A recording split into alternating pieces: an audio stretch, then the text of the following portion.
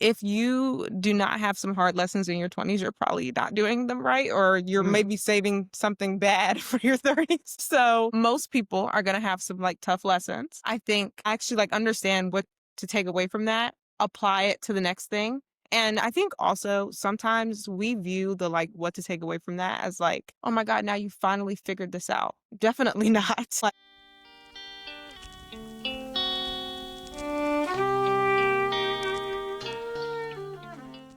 Welcome to 20s in Progress with Stephen Ha. I'm your host, Stephen Ha. And today we have Jasmine, another coworker turned really good friend of mine. I would say she's probably one of the closer people in my life at this point. And yeah, she's like an older sister to me, HBCU grad. And yes, without further ado, I'll let Jasmine introduce herself. Welcome to the show. thank you. Okay, you didn't prep me on the intro.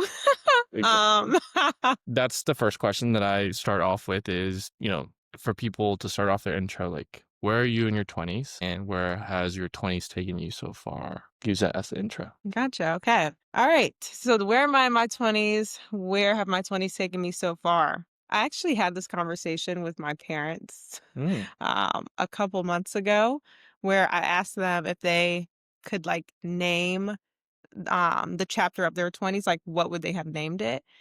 And because of that, I had to reflect on like what I would name this chapter. I feel like I'm in a chapter like practicing. I think I'm now at 27th year of my 20s. And so I think the first couple of years were about a lot of trial and error. I had a lot of learnings. And so now I'm in the stage of like, how do I apply those learnings to like new situations and kind of handle things different and ideally better? So I feel like that's the stage of the 20s I'm in right now. Where has my journey brought me? It's brought me to many cities, to many friends, a lot of lessons. And It's like you're being vague. Like, what cities, like what cities? where Okay. have you been? Kind of, I know as your friend, for those who are new to you, who don't know you, kind of give that like high level spiel of, where you graduated when you were 20, Okay, okay, yeah. you were at North Carolina A&T. Yeah. Oof, yeah, that is far. That was a long time ago. Exactly. And so start there and just kind of, take us through the I journey. see. Okay, that was really broad then. Start of 20s. I was a sophomore in college, I think, like most people. Yeah, I mean, I think in a very different headspace than I'm in today. I was at North Carolina A&T. I was an accounting student. I was very overzealous about sucking up and being the best that I could. And so, yeah, a lot of my life was focused on making sure that I had the life that I wanted to post grad. Graduated from A&T. I did a couple internships in college, so thought I was going to go into an accounting role, but every summer ended up getting more money offered for the finance role. So started off in HR, then did finance, then ended at BlackRock in strategy, which is kind of what made my idea shift from going into an accounting role into more of a consulting role, which is where I ended up heading post grad, where I met Steven at McKinsey. This is the first time I told them where I worked on the podcast. We are ex McKinseyers. Well, I am. He's Yeah. figuring it out. And yeah, took me to Atlanta, where I then traveled all across the US doing work for some of the top food and beverage brands in the country. So I think that was one of the really exciting things about going into consulting so early in your career. Have done all my work in product development across restaurants, CPGs, and left McKinsey about a year ago and have been under one of the startup brands under HelloFresh, which is their pet food division. So I own all product development there, creating new products, redoing or kind of renovating old ones. And I think it's been a huge journey. Went from Atlanta to New York, which we know is very different, but I think was important for me being from the South, going to a southern city post college, going to actually try something new. And yeah, have had a host of friends and a very special loved one. And Shout out Kenny.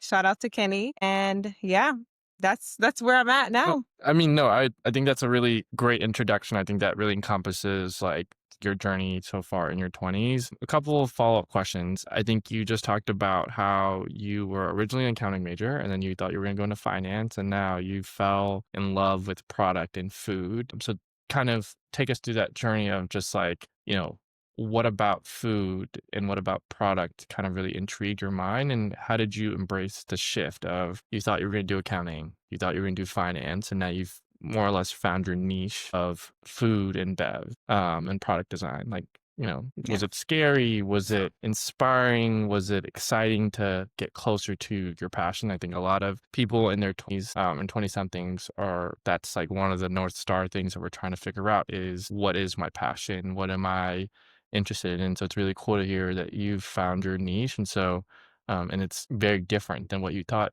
you were going to be doing. And so kind of take us through that thought process of, you're not where you thought you were, but you're a lot closer to what you're actually passionate about. Yeah, interesting. I appreciate that. I mean, I will say, unfortunately, I don't have like a secret recipe on that. It definitely just ended up kind of working out. At McKinsey, my first project was on food. So that's how I kind of got started in the space. Ended up liking those leaders and they liked me. So they kept pulling me onto the same projects. But I mean, I will say, I think going in, it was important to me to work with something tangible. Like I think being in accounting and whatever, everything you do like is not something you can touch. Yes. And so yeah, the thought that I could work on something that like I can see actually like the work that I've done, or even I don't know, like if you're doing something from an ops perspective on costs, like if I take 10% of cheese out of this, like I can actually see like how much that's saving, things like that just felt way more tangible to me, which is where I started to think about like, okay, maybe like food and product is right.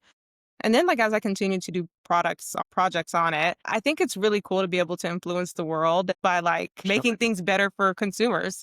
Like we have so many complaints, things that, products need. And, getting to be in product development means that like I get to be part of like the decision on like how do we make things good. And yeah, I mean, I think ideally most people feel like that and therefore we have good products. Unfortunately, that's not always true. But getting to be a part of that on like, here's how a business connects to the world, connects to customers, and like how can I make that good is I feel like still my like main Yeah. driver on that. So was a blessing for sure to find it very early. I've always been a foodie in general. So that's That's what I was gonna ask. yeah, Like, another another hobby. And I think the first food thing I ever did when I was 5, I believe, I wanted to host a Valentine's Day party, and, like, I made the menu, and, like, my parents were very supportive on that, like, they gave me a $30 budget to go into Dollar Tree and buy all the like Valentine's Day decorations I could find. And I made a menu and I had like a play and like whatever. I don't know, it's been a theme throughout my life. Like made my little sister start LJ's, which was Lauren Jasmine. I would print up a menu and say, we're having like Parmesan crusted shrimp. That was probably around 10 or 11. In seventh grade, we had like this talent show we did every year. I thought of the idea of, hey, can we make it like a talent show times bakery sale and people bring in bakery and made like $200 for my seventh grade chorus class. But yeah, I think it's always been a theme for me. I thought it was something that was just a personal passion. And in some ways, I do still reserve it for that. One of my main hobbies is restaurants and cooking, but specifically plating. It's kind of like my form of expression for art. And people always tell me like, oh, you should at least like try to make content on it or like try you to should. expand there. But and maybe one day, but I feel like it's nice to just keep it as a passion. Like it's not tied at Mm. all to like money or how I view myself to be successful. If one day I wanted to make content creation off of it, and maybe this is just fear, but and then, maybe I'm not getting the viewership I want, it's kind of like another thing I can judge myself Yeah. on. Whereas like when it's just for fun, it gets to just be like a joyful activity of things. That's the Yeah. type A makes it hard. You have to like distinguish That's what fair. you're gonna count as like you get a report card on Yeah. versus like what is a hobby and you don't have to give yourself a report card. I guess the question to that is like you work in food, but you also are passionate about food. So like what is the right balance of when we're in our early 20s, they say go find a job that you're passionate in. But I think a lot of people sometimes work in the areas that they're passionate about and they kind of see how the sausage is made almost. So they get a little bit jaded. And to your point of like it no longer becomes a hobby because it is a monetary, like it's what pays the bills. And so you lose the passion in it. And so have you found that balance of like, I'm still excited about the food aspect of my career, but I'm also able to still keep my passions and my interest of food in general separate? Like, I think a lot of people, I talked to my best friend who does content creating. She was like, it at some point became exhausting. Like she loves content creating. She loves digital content creating. She does a bunch of different things, but she felt like her doing it for a career made her like not as interested in the creative element of, and she's like, not everything has to be monetized. Like you Yeah. could just do it for the pure love of the game. And so how does that relate to you in your career and like your passions of, you know, you like food, you work in food. And so what's that fine line of not letting the career change your passion, but also still leveraging your passion to accelerate your career? Yeah. That's an interesting point, actually. I mean, I do think I'm kind of cheating right now because I'm working in pet food. So like, Mm, it's like it's a natural like category that's category true. division. Yeah. But I mean, I think prior to that, one thing I guess that stands out a bit is just like I guess what I derive on like being fun from it. Like, I don't know, if I was going across the US and like working with companies on how to plate food, like that might take some of the personal joy away from me. Yeah. But like I think being a part of like renovating recipes or building new ones, but maybe like I don't know, maybe they're not always like food types that I enjoy. I want to make it better, but maybe it's not something that I make a lot. Maybe like making a pasta dish, but I try to Mm, stay away from carbs usually. So like, yeah. I don't know. I think maybe there's just like some kind of division there, but it's a good thought. And I think I haven't explored it as much because at McKinsey, I didn't have as much time to like invest in my hobbies. Mm, So I've never really seen what it looks like to truly have like that much overlap between where I feel like my hobby is and then where work is because pet food. But yeah, I think I think you like ideally do keep some kind of division. I think it gets pretty tough if like you're running the same like thought process or like creative process both for yourself personally and for work. Like I think if you were doing podcasting at work right now, this might not be as fun. You might feel that's like true. you're on the clock. 100%. I don't know if it's totally possible to separate that. I'm sure there's someone who's way more well versed that can might Yeah. have a better answer on that. But yeah, I think you do have to keep some form of division. Do you feel comfort in feeling like you've found your niche and your passion in a career sense? Or are you afraid of like now? Because, like I said earlier, a lot of 20 something year olds don't find what they're passionate about and they don't figure out what they're meant to do in their career. And I feel like we've had conversations, you more or less feel like food is where you want to be and like you want to stay in this space. Do you feel like it's the right time? Do you feel like it was a little early? Kind of, are you excited about it, or do you feel like at some point it's gonna hit its plateau, its peak, and you hit it too soon almost? Like, it's Mm. kind of what is that feeling? Are you excited? Are you, just taking it step by step? Kind of what is the thought process of you found your passion, you're interested, now what? Interesting. Yeah, I mean, I don't feel like I found it too early. I feel like kind of grateful to now have like had like years of experience in like a very specific topic. I Yeah, think that's like very hard to get early in your career because you are shopping around, which people should be doing. But I do feel grateful for that. I think food specifically just helps me a bit because it can be so broad, that's true. right? Like I think primarily I've stayed in product development. I like right now I'm also learning the like subscription channel, which is like completely Mm, different than when you think about like just like retail or just being like in a restaurant. And then I feel like if I ever get tired of that, I might move into nutrition. I've talked about this with you, like, maybe wanting to pivot into like really more like specific nutrition, diuretics, like and that being more of a way to connect to consumers. Feel like I would probably be more nervous about quote unquote like pigeonholing where I want to go if the category wasn't so broad. But like mm, I think because the category is broad, it helps. Even, if I work on pet food for 20 years and then want to switch over to like, back to human food or like back to like a fast food chain, like I feel like those things feel very different, right? yeah. And so, But synergistic in the sense that, like, it's still the food industry, it's just a yeah, little bit different. Okay, yeah, but that it's makes still sense. different. So I think it like helps keep something new. And also, I mean, I think the really fun thing about product is food specifically is that like we all follow trends and there's always new trends. This means there's like always like something new to be created and something new to be done. And it moves very quickly. Like we see food trends happen every single year. I think in 2023, like olive oil was a huge thing. So you saw like olive oil coffees coming up, olive Okay, oil cakes. Like, and there's so much learning you have to do if you're just like a coffee like company who's never thought about that's olive true. oil coffee. And like now you have to create this and find new suppliers and like build this in. Does this actually make sense? So I think because like the category is so innovative in its nature, I think it's a little bit harder to get bored.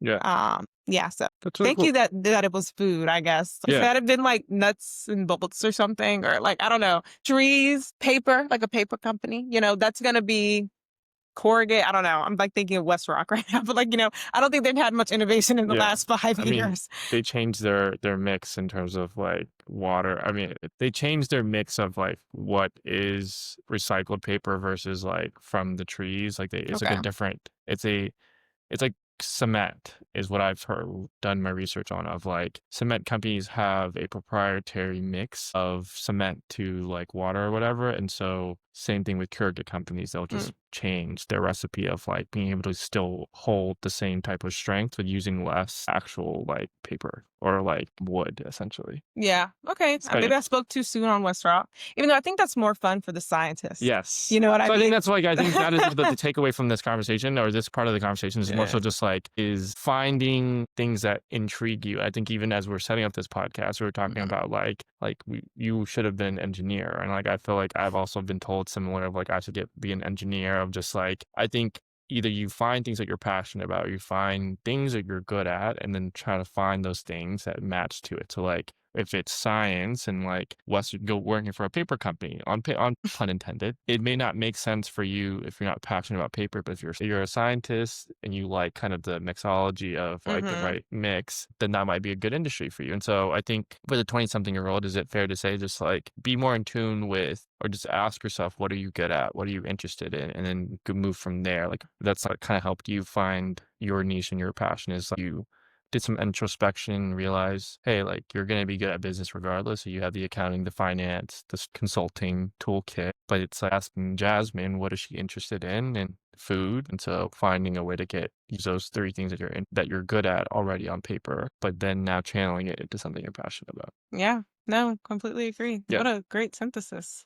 Cool. No, I mean, Excellent. so it seems to fair to say, like, career for the most part has been going well for you in your 20s. I guess just to kind of shift and pivot the conversation, what would you say has been the hardest thing that you've dealt with in your 20s? I think I might know the answer, but we'll love your perspective on what, like, the hardest thing in your 20s, especially as you're on the tail end of your 20s, looking back in the last 7 years. Like, what do you think was the hardest lesson that you had to learn or that you're still learning and kind of yeah. What is that thing that you haven't been able to figure out or has just been the monkey on your back of, dang, like this is just something that's never ending in your 20s? I think it's good. I think I'm gonna like throw a note to what a conversation we had earlier. But I mean, I think the hardest thing that I discovered in my 20s was, or the hardest thing I've dealt with was leaving McKinsey. So still career related. And I think part of it, the whole thing with McKinsey is that like, only 1% of applicants get in. And, it is like this huge prestigious like thing. And so for me, especially kind of early in 20s, you haven't like really had a chance to really like establish yourself post Mhm. graduation. And so like when I thought about like what made Jasmine good, it was Jasmine's job. Jasmine now gets to like post that she's traveling here and she stays in the Four Seasons and like she like does all these restaurants and to her family even like, oh, she's doing like all this cool stuff with these brands that we know. And, it's all of this. Like I'm also first gen. So like, there's like some sense of like, okay, I'm like headed in the right direction. I'm like making it. And so I think when I thought about leaving and walking away from that, that was very scary to think about. But in general, I think it taught me a lesson on also like not particularly letting things get to like the worst place that they can Mm. before you leave.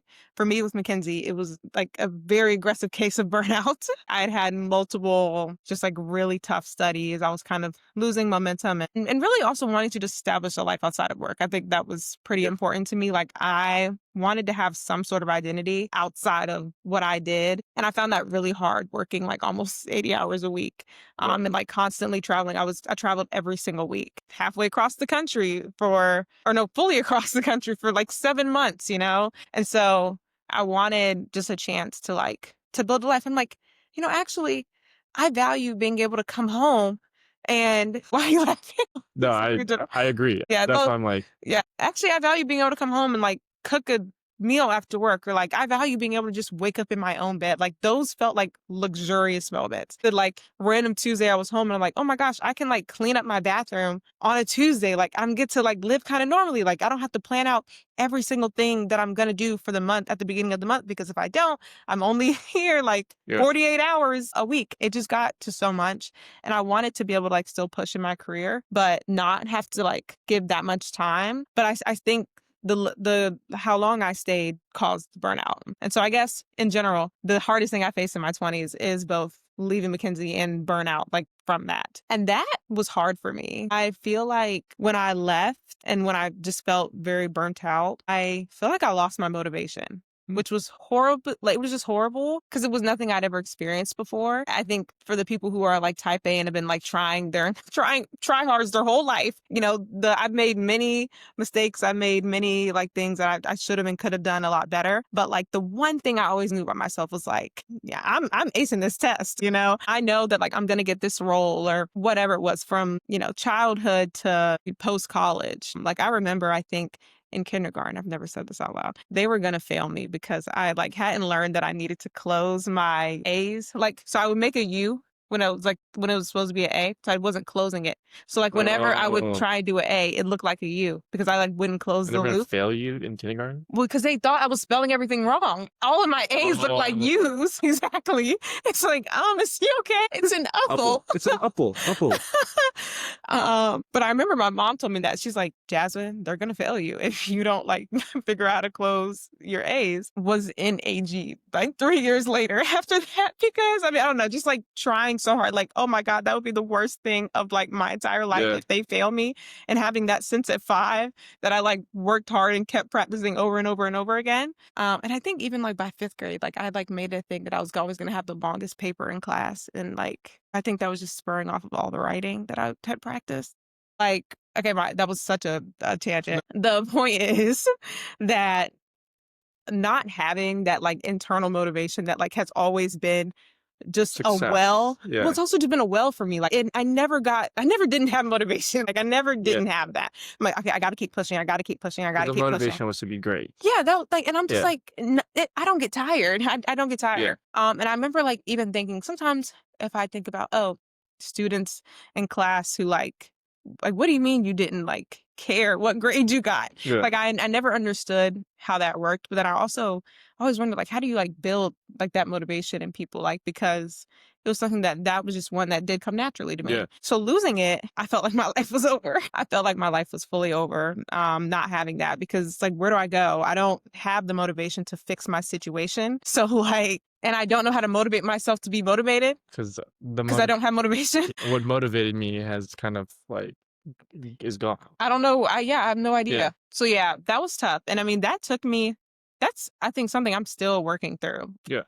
I do think finally, after about a full year and a half, I feel like a lot better on burnout. Like I think I've solved some of that, but I think in still figuring out like, I guess like getting back to that same level where I just felt super confident and like I knew kind of where I was headed. I'm still like rebuilding that. And part of that journey, I think, is understanding it might not be the exact same. Like rebuilding it doesn't mean that I get back to the same level I was at 23. Like rebuilding it looks like it might form into something totally different. And so I think like building that has been a process, but at the least I do feel like I'm building it more appropriately, more in the right way on like, what is my motivation? I want it to be things that are like internal to me, things that have to do with like what I view as like successful in life and like the person I want to be, versus like society says this is a really, really important job. So if I get that, then I'll be important. Yeah. And I say these nice hotels, so it's even better. A couple of thoughts that come to mind is like, I think there's a saying at McKinsey that we say all the time is like, McKinsey hires insecure overachievers. I think great business model, by the way, literally for efficiency. Because you're always on that hamster wheel chasing that carrot. But I like agree, like as you were talking about stuff that you did as a kid, like I was like, yeah, I did the same thing. Like I ran for every student government like position. I like was student class president for 4 years in high school. Like I was student council, like every time I ran for student council, like I like won. And so being at a place like McKinsey where it was the top of the top, I like was getting rewarded with staying at these nice hotels. I was getting travel points. I'm diamond status, platinum status on airlines and Marriott, and like I think it felt good, but I think after a while that motivation loses itself. That loses the allure. Like I'm the best or I'm great, but now what? Like I'm not happy. And I think that's something that like I've talked about, but also just realized in my kind of journey in my 20s is also just like realizing that like being great sometimes or just chasing this goal of like, for example, like being rich is can only go so far Yeah. because it doesn't have real meaning. And so what have found to be helpful is like to your point, learning kind of what makes you happy and finding that balance of like, hey, I like being rich. We both like nice things. You really like nice things. And so it's like, hey, I need to make this amount of money to be able to do and experience these nice things and have these nice things. But I also prioritize being in my bed and being able to cook your own meals and being able to not eat out of a box for 80% of the week. And just find that right medium of I need to know what fuels me Hmm. to be able to do what's needed to kind of progress the other aspects of my life. It's like I Yeah. need to do the bare minimum, the baseline to get to be able to do the things that I want to do, but then also at the same time, it's like a chicken and the egg kind of thing. Like I need to be Yeah. able to prioritize things that energize me to be able to do the baseline stuff to be able to get those things. No, I think that's really interesting. Something that also that came to mind was I was recently talking to a friend about like ego death Mm. of how, and You we gotta were, have a good ego death in your 20s. yeah. And she was talking more so about ego death when it came to content creating, how like for her, content creating is very much so an ego death of you push out content and you want to and feel the need to like look for numbers and look for analytics. And like even with this podcast, I was like, I told myself in the very beginning, I was like, I don't care how many viewers I get, and I still find myself checking the numbers. Like we've reached 100. Food content. Yeah, exactly. Mhm. And so I think I heard you talk, I think something that happens in your 20 somethings, or at least like hopefully what happens to a lot of people in their 20s, is the ego death of when you're in high school, when you're in college, you're chasing to be the best. You want to be valedictorian, you want to have the best GPA, you want to have the best job, you want to work and you have good pay and things like that. And you sometimes get rewarded for all of those things, but I think there's an ego death that happens of like, maybe I don't have to be the best. I could just be the best version of myself. And so do you feel like you've had an ego death, and what does your ego death look like? Because I think it's an interesting concept that I haven't really thought about, but I genuinely do think that like there is an ego death that occurs of just like I used to find worth in things that would boost my ego of like when I go into the hotel, people say, "Hello, Mr. Ha." Like people know my name. I know how to carry myself. Like or whatever we would get upgraded to first class. Like the people that walk in the planes would be like, wow, he's 25, 24, sitting in first class. Like that's insane. Like I wonder what he does. And so for a while, like my first year and a half at McKinsey, I was like, wow, like this is what makes me feel good. Hmm. And then I think the transition happened, and the transition is still happening of those things no longer mean anything to me. I'd rather be, wow, like I'm a guy with hobbies. I have a podcast. I am learning the piano. I am a human. I'm being able to express my emotions, able to be present with my family and my friends. And that becomes something that is more important versus chasing success and chasing the illusion of success of I need to be great. And Mhm. so that's my ego death of just like what I thought was important is no longer important to me. And that it was an ego hit of like, does that mean I'm less successful? Does this mean I'm not as great as I thought I was? And so do you feel like you've experienced something similar? And like what does your ego death look like? Definitely think I've experienced something similar. And I do think on this subject too, like it's interesting when we talk about it because I actually, for the people who don't, or for the people who do, like, their ego is rooted in, I want to be the best. I don't think that that's bad per se. Like, I don't think it's Yeah. bad. I just think it's important that, like, it is, I guess, like the best version of you. And, like, I think for some people that's their belief that, Mm, like, the best version of them is being the best at their job, which I respect. Like, I think, we all have different things we're solving for. But I guess, like, to me, the starter is like, I think everybody should strive to be the best version of them. I feel like it's like figuring out what yeah. is Okay. the best version of them, Yeah.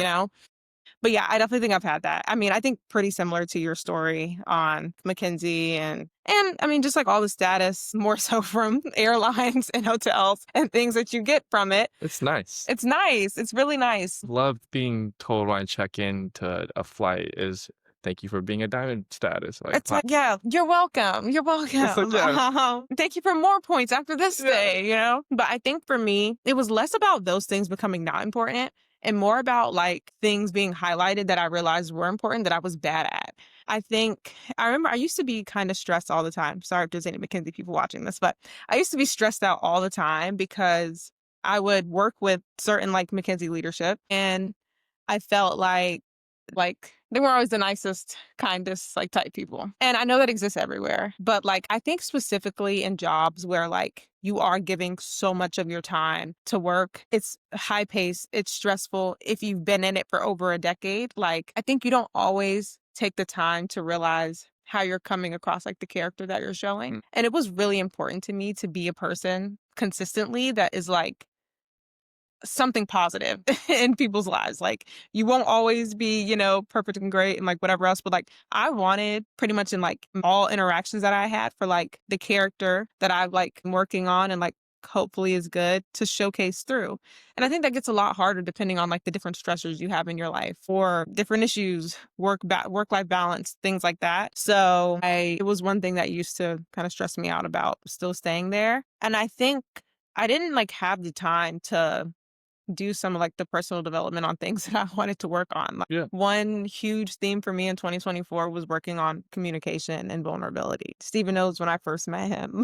like Jasmine used to like it was really bad when we first met where it was she wouldn't wanna give hugs. Like, it was a known thing where it's like, "You don't hug Jasmine." Jasmine now gives hugs as she leaves and as she meets people. We actually hugged today when we saw each other, which is a huge step, but I think to your point of, like, being vulnerable, I think you've also made a lot of strides in, like, opening up. Like, I don't think I knew you until, like, 3 months into our friendship. Now it's 'cause I kept on, like, pestering you. It's like, "I don't know you. I don't know you. I don't know you. Like, tell me more. Tell me more. Tell me more." And then we finally just kinda hit I don't know, breakthrough moment. But yes, I do agree that you It was a like journey there. yeah, 100%. Yeah, because I was starting off low. I was starting off very low. I think the turning point for me was one conversation we had with another friend who is also on the series, Toki, and we'd been friends for like 2 years at this point, I think. And he Yeah, turns to me one day and he's just like, "Jasmine, I feel like I don't actually know anything about you." And it wasn't the fact that he said that; it was more so the fact that he wasn't wrong. he wasn't wrong, and I immediately, you know, I think the group randomly was like, okay, everyone share something about themselves. And I think me then trying to sit here and think about what I could say and like actually be able to get out was terrifying. And I think understanding that I'm like, okay, I just need to like share something slightly intimate about myself to a friend I've had for 2 years. And I'm like sweating bullets right now. That's not good. like there's something really not okay with that. And that ended up being just like a long process for me and is one I'm still working on. But like, it's one that like took so much effort and I've made so many mistakes on Yeah, it. I've made mistakes with friendships. I've made mistakes with relationships. Like with family, I haven't always gotten it right, but like, it's like a muscle that I literally just had to keep like trying and yeah, testing. Like, okay, this is how I'm going to try and communicate this time. This is how I'm like, that failed. Okay, let me like, I learned this from that. Let me now like do yeah, this in a different way. And so I kind of forgot, oh wait, the ego death piece, what's important to you. My whole point was, one of the things that I realized was important is the fact that like wanted certain skill sets, like being able to communicate to be something that was strong for me. And I literally needed time to work on it. Like the same way you go to Pilates twice a week, like I actually it's a needed must. to build that muscle. And you don't have as much time to build the muscle when Have to pay the bills. you have to pay the bills, well, or you just have 80-hour weeks. Like the mental, I did a lot of the work when I took a break in between jobs for like a month or two. And You went full in self-development. You I read, went like, full 4 in. self-help books. And I was still knocked out every night because like the emotional and mental like labor of it was so tiring. Like Yeah. it's not something I think I could have done and worked. Yeah.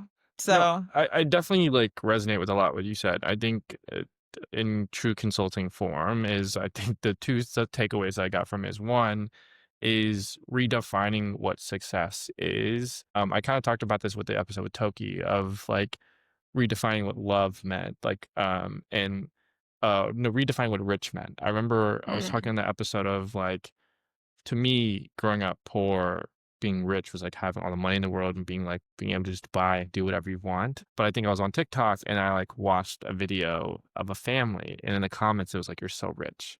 And so I think that was my defining moment of like I think I saw redefining that TikTok. what success probably of like with redefining what success meant, but also just redefining what rich meant. Like Yeah. specifically redefining what rich meant in that moment, but then more broadly, what does success mean for me? Does success mean becoming CEO or becoming like the president of the United States and doing these big grand things and being filthy rich, or does success just mean like being happy? And I like also been talking about this, and we've talked about this of just like in my spiritual journey with God this past year, I remember asking God, like, what is my purpose? And he didn't tell me, oh, your purpose is to find, is to cure cancer. Your purpose is to be, to find, like, create this company and lead this company. He, like, simply told me that, like, your purpose is to be a happy and positive person. Yeah. And I think that, let that be my North Star of letting these really big kind of resume builders or or monetary things like platinum status or things like that define what I defined as success. And so definitely resonate with that. And I think the other one is just like, to your point earlier, is everyone's definition of success looks different, but I think it takes time for you to spend time with yourself. And something that we've also talked about is like, you need a mix of being alone and just being able to sit with your thoughts, which is really hard for a lot of people to do. But it's really important to be able to have those conversations with yourself to really understand what makes you happy. And like, I think it's that, to your point, it starts with that of what do you know about yourself? And to be able to have that ego death, it's like you need to be able to figure out. You actually need to know yourself to be able to have an ego death. Exactly, Yeah. because you can't kill the ego if you don't have anything to fill it up with or like backfill it. But you can't backfill it if you don't know what to backfill it with, Yeah. because or else you, to your point of like, you just end up free falling and just like, I don't have motivation, I don't know what I'm doing, and then you just kind of don't know where to go because you just didn't do that work ahead of time to like really think and figure out what makes you happy. Yeah. So Which is hard though, because your 20s, I mean, I don't know. I think it's like hard to know yourself before that. Like, even if you do know yourself, that's which true. some people are lucky enough to know themselves Yeah, before, I feel like you have to like be constantly talking to yourself then, because like you're changing so much in your 20s. And so, like, while it's like, yeah, it's something you should have done ahead of time, it also is like, I guess, something that you, it's right to be doing it in like your first yeah. couple of years being by yourself. Yeah, I Yeah. think to anyone's listening to this, I think like if you're still going through that process, like I think the right advice is like it's fine for you to, like, to Jasmine's point, like to be doing that right now. Like I think this time of any good of any time to Yeah. be doing this as you are experiencing different things. I mean, you and I both have moved to different cities since we in our 20s, and like that causes you to be a different person in each one of those cities. You meet different people, that changes your aspect on life. And so You like, learn different things that you value too. exactly. And it also changes, right? Like, I Yeah. think, like, that's what I talked about in the last episode. It's like, I can be grinding for the next 2 years, but, like, find somebody that is worth going home to every day, and, like, I wanna go home to, and, like, that becomes my priority for the next 2 years, and then when Yeah. we start a family, our priorities shift of, Yeah. like, now we have kids, now we have to grind a little bit again to make sure that our kids are set up for success. And so, I think that's another lesson in all this is just, like, being constantly patient and having grace with yourself as you transition in life, and then, as we've recently talked about, like, having people around that also give you grace as you go through different changes as well. And so, I think that's the takeaway for your 20s is just like it's never ending change, but it's also beauty in how it helps shape what you define as success. And it just continues shaping it. Like, I think they don't tell you that. It's like we always reference they. I don't know who they is, but like I feel like one thing they don't do is tell you how Who is much that? who is they? So That is like, a great is it question. the Who parents? is Was it that? the school? Was it The society? administration? Was Like, it God? you Who is know, they? who is Is the they? universe? That's a great question. Who is they? Maybe it's the elders. I don't know. Maybe we're blaming Yeah. grandma, grandpa. But I think, you know, it's not talked about how, like, you're going to have to continuously redefine what matters to you and like what you want to prioritize and what you care about. Like, I think the idea is that you'll like learn yourself so much that at some point you'll learn yourself and then you're good. And I think That's that is such a such a false route. continuous Yeah. process. Like, it's so continuous. And that's one of my learnings. Like, I can get to a stage where I feel so good. I remember in some point in 2023, I remember thinking, like, therapy and like things are going great there. And like, I don't think I need any more help. And work is going great. Like, these teams love me. I'm getting new work. Like, I'm like, have I figured it all out at 23? Like, God, something else has to happen. Like, I need something else. And I think back to that, like, that was so delusional that, oh my God, did I figure it all out like this early? I'm gonna be bored for the rest of my life. Yeah. Haven't done half the therapy work I need to do. I'm gonna hate my job in 6 months. Yeah, I think in general, it's just such a continuous process. You can have it all figured out one day, and then the next, your priorities kind of shift, and then you have to refigure it out. And I think that that is supposed to be the point of life on like Yeah. continuously learning and refiguring it out. I think like something that I appreciate of the analogy that we use in consulting is like building your toolkit. Mhm. And I think in therapy, they also tell you the same thing is like you build your toolkit of things that you pull out. And I think that is probably the best way to approach your 20s is like, how do I build the right skills and muscles to pull out when I need to? Like when I need to self soothe, what am I like? What do Yeah. I know I can lean on when I'm feeling unmotivated? What can I lean on to help me get motivated again? And so I think like what I feel like is helpful, and maybe love your thoughts on this as well, is it's not about chasing the North Star of like, oh, like I figured it out and like I figured out like I need to be rich or I figured out my passion. It's more so figuring out the right skills and the muscles to be able to adapt to the ever changing Yeah. dynamics of life, of Yeah. your 20s, but also just life in general. Government right now is insane. Like the world looks insane. And so it's like that, right? What we're experiencing right now is going to be maybe different in 5 years, hopefully different in 5 years. And it's like, so your priorities and your definition of success, like we've talked about, changes, but what is keeps you grounded or stays the same is your toolkit to be able to adapt quicker and be able to pivot a lot quicker in those like Yeah. periods. And I remember I was talking to a mentor when I was going through the whole, I can't stay at McKinsey any longer. I need to move on, whatever. And I was having trouble because he's very successful alum from A&T. Sits on multiple proxy statements. Like he's done everything he needed to do. And, I'm talking to him and I'm like, is this the only thing that happens? Like, we're gonna get to something great and then it's gonna like randomly fall apart and you're not gonna know what the hell happened and you're gonna be left so confused. And I remember he told me, he's like, this is your first time going through it, knowing you maybe needed to leave a space or being in like a, maybe let's call it like a Yeah. tough situation, like with your boss or something, like you had Yeah. maybe a interesting relationship with them. You didn't get along the best. It's like, so this is your first time learning that. The next time you deal with this, like you'll know 5 months earlier, like that, oh, this one thing my boss did might become a little bit of an issue later. Next time you go through that, like you'll be able to maybe tell from the first time you meet them and like the first week when you learn their working styles, you'll be able to know, hey, this might actually go this way. The next time you do it, you'll be able to like zoom out to understand, okay, the full function Yeah. and, how that plays into the like larger company and then what pressures are on your bosses or what's going to matter to them. And so if you know that that's not aligned to you, then maybe you shouldn't do it. And he just talked about like how at each stage, like you take something that ideally makes the next time you experience it easier. Because like on the burnout piece, let's see, in each of those situations I just laid out, if you keep going, you'll get to burnout. But like I had to actually get there to feel like that. Yeah. Okay, me next time would know maybe when I'm starting burnout, but like not fully completely there. And the next time before that, maybe I'll know, hey, if I continue on this path, that's going to lead to burnout. So I Yeah. can stop it just ahead of time.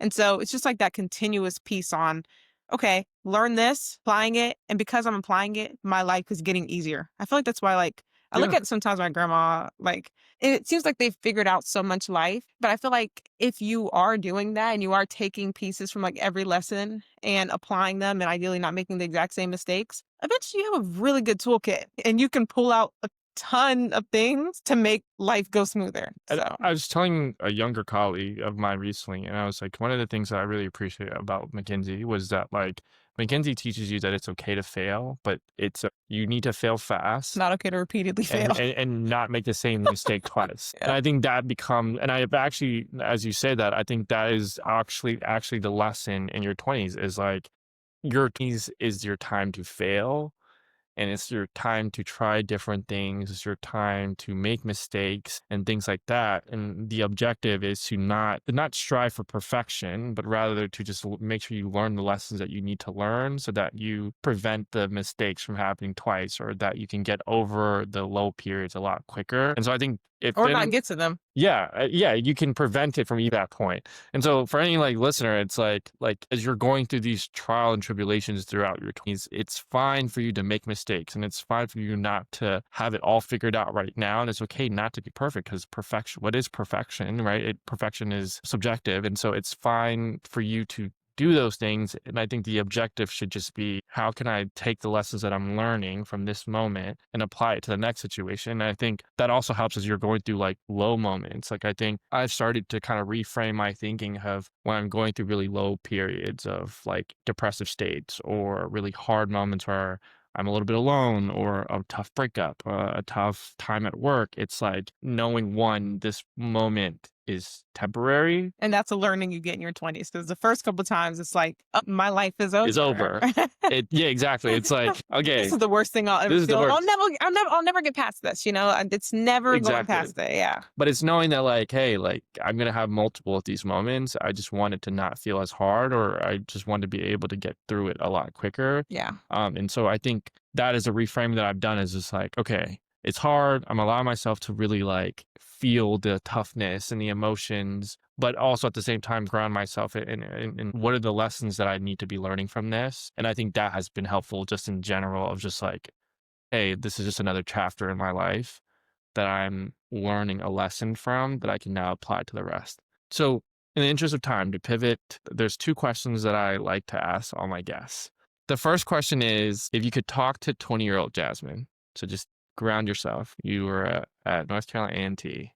You think you had just crossed Delta. Yeah. Mm-hmm. And See the Reds. yeah, you shout out the Reds.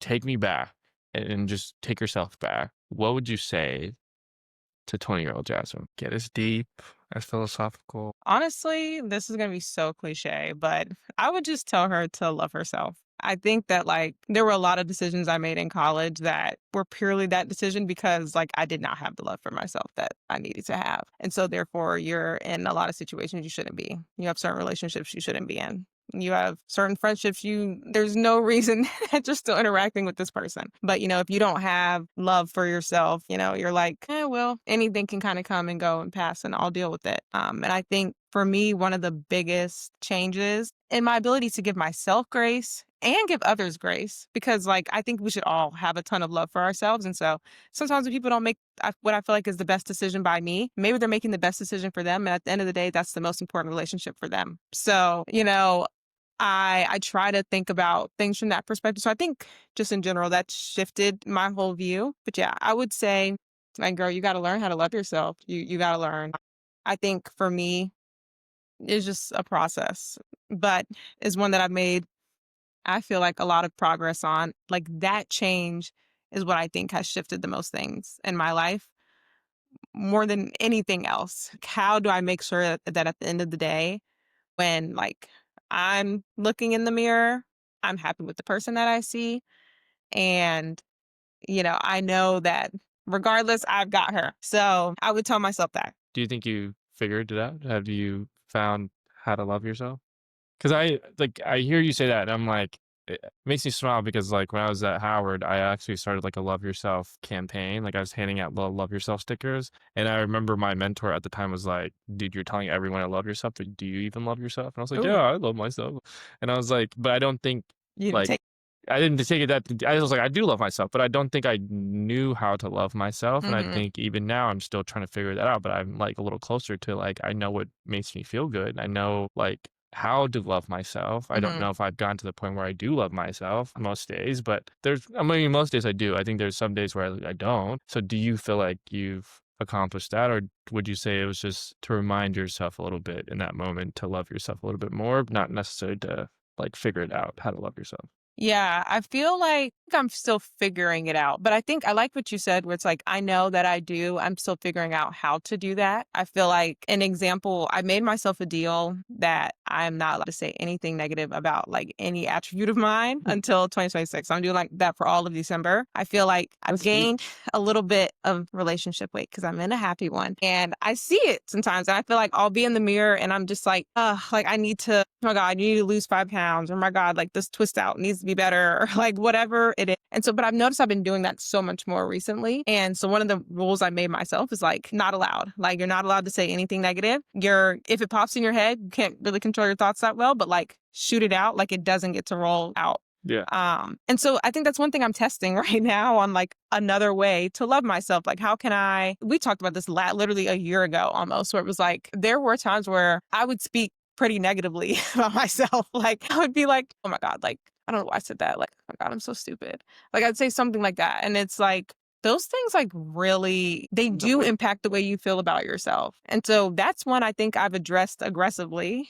I don't think I do that as much now, but I'm just trying to always think of new ways on how to do that. Like, how can I be solving for what I need? So, still learning, still testing out different, I guess, like formats or solutions on Yeah. it. But I do think I made a lot of progress. I would agree as your friend. Even hearing what you just said now, like that's huge. Like the whole like relationship weight thing, like you wouldn't have said that to yourself 6 months ago. You wouldn't have said it to yourself 2 months ago, let alone being able to recognize that like it's not the greatest thing to tell yourself, but also like stop yourself and then also have a positive spin on it. It's like, hey, yeah, I'm gaining a little relationship weight. I gained 20 pounds in my happy relationship weight. And like there are times where I was like, "Oh my God, I look huge." And I'm like, "Wait," but on the flip side, I'm in a happy relationship. And I do have to give a shout out to that relationship. I have to give a shout to Kenny because I feel like the whole positive spin on things is not me. Well, I don't know if it didn't Yeah. start with me. It started with him. He's an excessively optimistic person and it has bled onto me where like, especially when we first met, I'm always, glass half empty. And he's like, "And glass half full." Like he's in a residency program now. And we often talk about the fact that he's going to be in that for another 4 years at least. And I'm always like, it's going to at least be 4 years until your schedule clears up. He's like, we only have to wait 4 years, like before we can do Oh, anything. And so we like feel like I've learned with how he frames things, it kind of does feel better. Like I think there was once, words he's matter. like, no, they really matter. They matter. And it helps just like reframe the way that you immediately think about things. Yeah. Because for me, like growing up, even past and then also childhood to post grad, would try and like anticipate. We've talked about this. I'm trying to think through the like results that could come from any activity or task or Yep. whatever. And then I'm trying to think what is the worst case scenario and can I live with that? And that's where my mind would live with like anything. The end of every day is like, okay, what are all the things happening tomorrow? What's the worst thing that can happen? Okay, that's what the worst thing is. I'm going to prepare myself for that. So if it's that, or if it's any better, I can live through it. But I have learned, I feel like dating a very positive person, that it's not particularly more helpful to spend more time in like anxiety Yeah. and negativity basically. Like if my worst case scenario is I'm not going to get the job, okay, like how is it better for you to feel like you're not going to get the job for 2 weeks versus saying, I'm going to get the job, I'm going to get the job. And then even if you don't get the job, you spent that one day that you didn't get the job being like, well, dang, I didn't get the job. But like the rest of the 2 weeks were positive. Like they weren't like Yeah. this negative narrative spinning Exactly. in your mind. It doesn't particularly, and that's not to never be cautious and never, like Yeah. things of that nature. But why spend more time Yeah. in like the worst case? So that has been like very helpful. And yeah, it makes me take a positive spin on many things that I would have viewed as like the worst thing. Shout out Kenny. Shout out, Kenny. You're a very happy and positive person. Thank you for everything that you've done for Jasmine, but also just the joy that you bring to the world. What I was going to say about Kenny was I think what is really inspiring about Kenny is he works such a demanding and high stress job. And he has Literally even 100 just plus it, hours. yeah, and he has like still a positive spin on it because I think he's doing something that he's passionate about and excited about and such a unique like in medicine specifically, but he has his positive spin about it, at least from what I've heard. In his group, he has basically been like the person that they will send to usually like difficult things because there's been multiple cases where like the person Yeah, liked him and like really got along with him. And I told him today, I'm like, your aura is like the color is like an ocean blue. Like it's I very agree. calming. And while I am thankful that like I feel like I get a ton of benefit from that, I think the world gets a lot of benefit from that. Yeah, Like you are like you feel like so like calming and peaceful. Like 100%. yeah, and I think so many people feel that from him. So Shout out Kenny. yeah. So my last question, and this may be a loaded question, is what is your 20s tip that you would like to leave with the audience? If you had to boil it down to one or two tips that either has helped you or that you wish you would have known sooner, or, you know, that you've heard recently, what is your 20s tip? My first one is to read The Defining Decade. I don't know, I think you still haven't finished it, I haven't finished it. which It's a really tough read, which is interesting that I'm doing this podcast and not reading that. I don't think it's okay, don't tell them it's a tough read. It's not a tough read. I It's found it to be a very easy read. it's a tough read if you are in the process of like finding yourself. And I actually been meaning to tell myself that I need to read it as I'm starting this podcast, as I think listening to these conversations, I have a different outlook on reading the different chapters, but like reading the different chapters was low-key kind of triggering going through some of those things. Cause I was like, wow, Okay, it's like, a tough read because you didn't wanna do the emotional labor, not because it's, like, yes. boring or Yes, something. I yes, feel like yes, that you know yes. what I mean? Yes, Yeah. yes, yes. It was a tough Okay. read because it was like emotionally yes, but Defining Decade is kind of partially inspired this podcast because I feel like a lot of people in their 20s, a lot of my friends have read that book and we've like kind of passed it around to each other. Like it was actually like there's one book that we've passed around a friend group that was just like, wow, like everyone needs to read this book. And so I agree. But yes, read Defining Decade. Read The Defining Decade. It's gonna help you on, like, how do you actually how should you do your 20s? And not in a way of, like, here's, like, the checklist of things you can do, but, like, it helps frame how you should think about creating that checklist that's specific to you. So highly recommend that. And then my second 20s tip is to learn from something and then apply it, but also be able to move on from it. I think those are, like, the Yeah. 3 steps of my tip. But, yeah, I think if you do not have some hard lessons in your 20s, you're probably not doing them right, or you're Mm, maybe saving something bad for your 30s. So most people are going to have some like tough lessons. I think actually like understand what to take away from that, apply it to the next thing. And I think also sometimes we view the like what to take away from that as like, oh my God, now you finally figured this out. Definitely not. Like I think about my journey with what it's been with communication and like I've had a place where I was in therapy. They're teaching me how to communicate. I'm thinking I know how to communicate. Then I have an issue with a friend. Like, shout out Phoenix if she's watching this. And I have the worst communication ever. She was one of the first friends I actually ever, like, we had just like a problem and that I ended up like kind of ghosting her and then coming back and like having that conversation. She was the first friend that I'd ever really done that with. Yeah, yeah. And I mean, then you would think, oh my God, if I ever have an issue with a friend, I know how to do that. That's not true. Like, I think it's continuously learning, but I did learn some things from that. Like, one of the biggest takeaways for me on that was how it made her feel. Like, I know when we finally did reconcile and became friends again, one thing that she called out was the fact that, like, she kind of lost some trust in me on that because we were good friends and, like, I completely skirted out the window. So it's like, okay, if I let you back in, like, we're close again, am I, like, opening myself up to, like, possibly left again. yeah, let Yeah. down again. And so I think my flaw, I have been a ghoster. Like, and I think it did help me understand what that perspective looks like from another person's side. Yeah. And I think to the point of, okay, person I want to be, I don't want to be someone that hurts people in that way. But that was like one learning I took. And then the next time maybe I tried to communicate about it and I didn't communicate about it the best, but like, and then I took that learning from that. And so I think it's like, you don't always get a full lesson from each lesson that you learn, but take what you learn, apply it to the next thing, but then also be able to move forward from it. I think for us, sometimes when we've learned this big, great lesson, like can't stop thinking about I it. got it. I Yeah. figured it out. And then like, had I only had this lesson when I went through like I'll this never have to deal with it situation, again. yeah, Yeah. it's all of that. But I think be able to like fully move on, you got to stay like eyes forward, I think.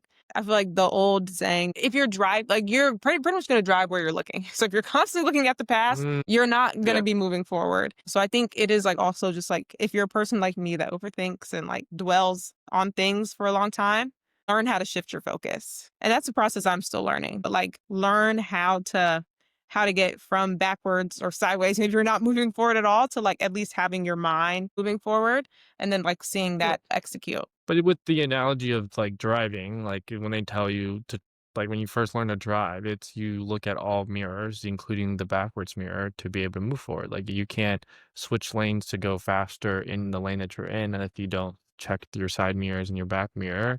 And so to your point about the lesson is like you need to do some backwards looking and learning the lesson and figure and remembering what lessons you learned to be able to move forward. But to your point, like the objective is to continue to move forward and be able to do it a little faster because of things that you can see behind you. No, exactly. Yeah. And then, yeah, check your rear view when you need to.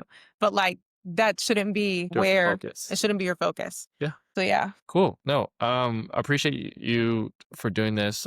Thank you for being on the episode. Any last words or No, I mean, thanks for having me. I think it was a fun conversation. And yeah, I'm excited just to see the feedback you get from it. I think it's a great series on all of us trying to figure it out. So, thank you. Yeah, no, the last thing I like to do at the end of my episode is also give my friends their flowers. I feel like a lot of times in this time period that we live in, we don't give each other our flowers enough. And so I want to say thank you for being on the podcast again, but also just want to say thank you for being a great friend. I know our friendship has continued to transform, and obviously it's nothing is perfect, but I just appreciate, everything that you've taught me. I think even my ability to navigate this tough period of my life has been really due to watching you personally and at firsthand go through your journey. And it's actually funny because in a lot of ways, and we say this to each other all the time, is like I'm experiencing exactly what Jasmine is experiencing just a year later. yeah, I'm Um, failing first. exactly. But I think it's been cool just to kind of and inspiring to just know that like you saw the light at the end of the tunnel and like Yeah.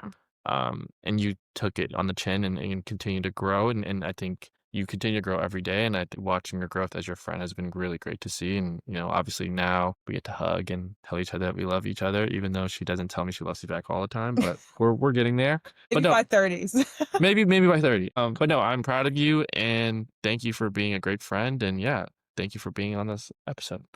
Cool. With that being said, thank you guys for listening to this episode. All of our full episodes will be on YouTube, Apple Podcasts, and Spotify. Follow us on Instagram and TikTok at 20s.inprogress for updates. We're going to be changing the content a little bit outside of just clips to be a little bit more interactive. And so if you have any feedback, please let me know about how other ways you want to engage with the content. But thank you guys as always for listening. We will be dropping episodes. I know I usually say drop episodes every Saturday. This episode will come out on a Sunday, but in the spirit of your 20s and having grace with yourself is, things change and you just give yourself grace and you pivot, but keeping moving forward and keeping the same mission at mind. So we'll be dropping an episode every week still for the rest of the year. We're close to the end of the year, and so season 1 will be wrapping up. But yeah, subscribe and thank you guys for this journey and love you guys. Peace.